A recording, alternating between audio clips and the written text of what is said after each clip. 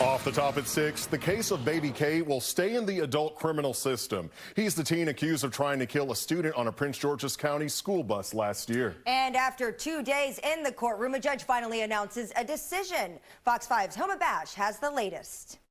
This juvenile waiver hearing lasted 3 days, and at the end of it, the judge deciding that 16-year-old baby K will be tried as an adult.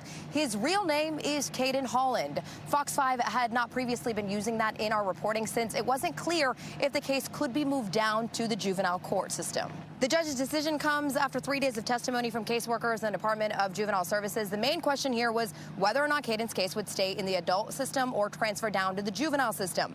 It is important to note that in 85% of these cases, they are remanded down to the juvenile courts. Caden was 15 years old last May when he's accused of boarding a Prince George's County school bus with 2 other teenagers and trying to shoot and kill a 14-year-old student. It took several weeks for authorities to capture him. The judge saying the attack appeared well planned and well thought out, and that juvenile programs or treatment would likely not be sufficient in his case because he's been given the opportunity before and been unsuccessful. Back in 2021, Caden was arrested for weapons charges and put on probation, but did not complete anything required of him as part of that deal. The case was dismissed, which is something Prince George's County State's Attorney Aisha Braveboy says she's fighting to change in Annapolis.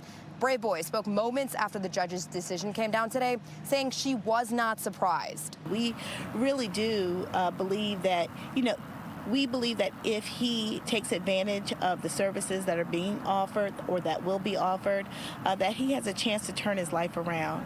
But the reality is, the juvenile system has not worked for him. It hasn't. And so we have to try something else. And we have to try something that will not only help him, but also protect the residents here in Prince George's County.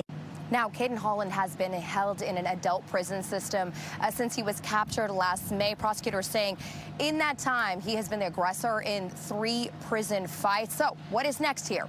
He has a trial date scheduled for March 18, just a few weeks from now. That is likely to be pushed back. If he is convicted on these attempted murder charges, he could face up to life in prison with the possibility of parole. And I should mention, he is facing a murder charge for the killing of a woman in the District of Columbia. Guys.